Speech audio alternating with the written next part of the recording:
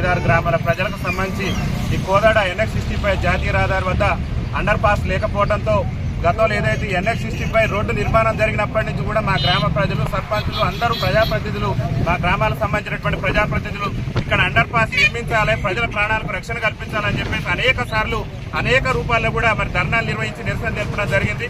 గౌరవ కేంద్ర మంత్రివర్యులు, కేంద్ర రోడ్డు రవాణా శాఖ మంత్రివర్యులు, రాష్ట్ర రోడ్డు రవాణా శాఖ మంత్రివర్యులు, ముఖ్యంగా ఈ ప్రాంతానికి సంబంధించి ఈ ప్రాంత ప్రజల యొక్క ఆశీర్వాదంతో ఇవాళ రాష్ట్ర కేబినెట్ లో కూడా మంత్రిగా ఉన్నటువంటి రాష్ట్ర పౌర సరఫరాల, భారీ నీటిపారుదల శాఖ మంత్రివర్యులైనటువంటి ఉత్తమ్ కుమార్ రెడ్డి గారు, గౌరవ ఈ నియోజకవర్గ శాసనసభ్యురాలైనటువంటి పద్మావతి రెడ్డి గారు ఇక్కడ ప్రజల ప్రాణాలు మరి అరచేతుల్లో పెట్టుకొని ప్రయాణం చేయాల్సి వస్తుంది.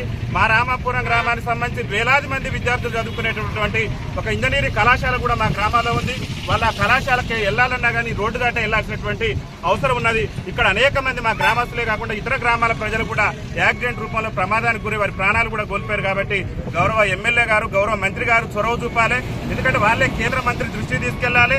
అదేవిధంగా ఈ రాష్ట్ర మంత్రిగా ఎవరైతే రవాణా శాఖ మంత్రి, రోడ్డు రవాణా మంత్రిగా ఉన్నటువంటి కోమటిరెడ్డి వెంకటరెడ్డి గారు కూడా మరి యొక్క బైపాస్ ప్రాణాలు కాపాడాలని చెప్పేసి ఆయన అనేక ప్రాంతాల్లో కూడా అండర్ పాస్ నిర్మాణం కోసం వారు కృషి చేస్తున్నారు. వారి కృషిని మేము అభినందిస్తున్నాం. కానీ 10 గ్రామాల ప్రజలు ప్రాణాలు అరచేతిలో పెట్టుకొని నిత్యం కూడా కొంతమంది వ్యక్తిగత స్వార్థం కోసం, వాళ్ళ రియల్ ఎస్టేట్ వ్యాపారం కోసం, వాళ్ళ రాజకీయ ప్రయోజనాల కోసం గతంలో ఇక్కడ అండర్ పాస్ నిర్మాణం జరగకుండా చేశారు.